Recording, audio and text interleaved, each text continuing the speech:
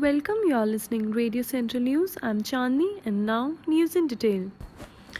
India recorded 68,898 fresh COVID-19 cases and 983 deaths, with highest 62,282 patients overcame the contagion during the past 24 hours, officials said. With the new addition, the pandemic has now affected 29,05,823 people, while 54,849 have died since the first case confirmed on January 30 in Kerala. The total recoveries reached 21,58,946 in numbers and 74.30 in percentage. The gap between recovered patients and active cases rose to 14,66,918.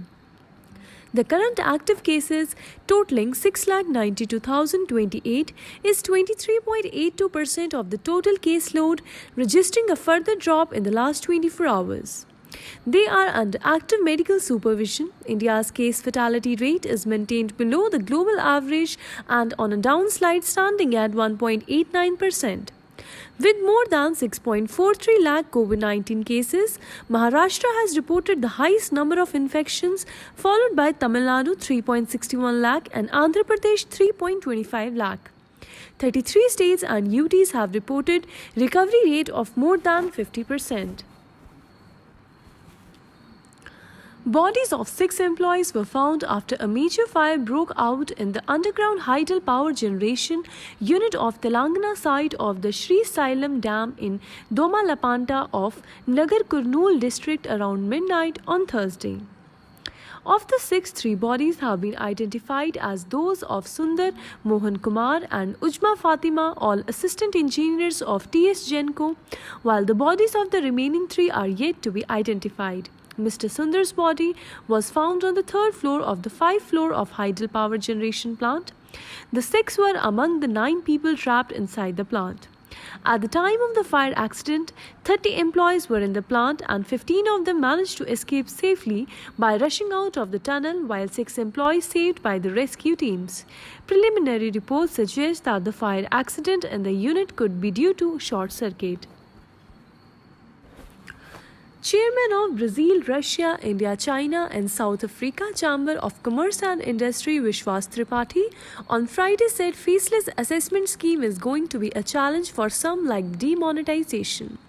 During a webinar as taxpayer, charter and faceless assessment scheme, Mr. Tripathi, also chairman, UNI board and directors, said India's burgeoning middle class, they know that they have to pay.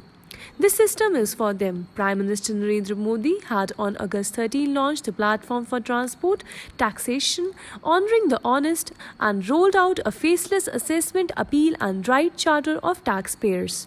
While faceless assessment and taxpayer charter are being implemented from August 13, faceless appeal service will be available from September 25. The new platform, apart from being faceless, is also aimed at boosting the confidence of the taxpayer and making him or her fearless. Mr. Tripathi said after liberalization in the last 30 years, there has been significant rise in taxpayer as compared to 70s and 80s.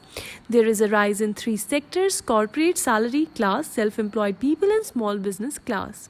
He put forward the concept of tax through a very simple example. He mentioned taxes should be taken from people like bee takes honey from flower, without harming the flower, and which is ideally how tax should be collected.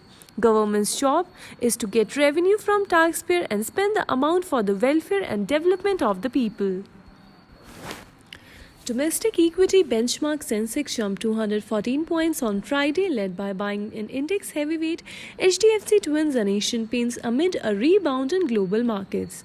After rallying 359 points during the day, the 30-share BSE index ended 214.33 points or 0.56% higher at 38,434.72. The NSE Nifty rose 59.40 points or 0.53% to close at 11,371.60. NTPC was the top gainer in the Sensex pack, rallying around 5%, followed by Power Grid, Asian Paints, HDFC Bank, Sun Pharma, Nestle India, SBI and Axis Bank. On the other hand, ONGC, Bharti Airtel, Tata Steel and Reliance Industries were among the laggards.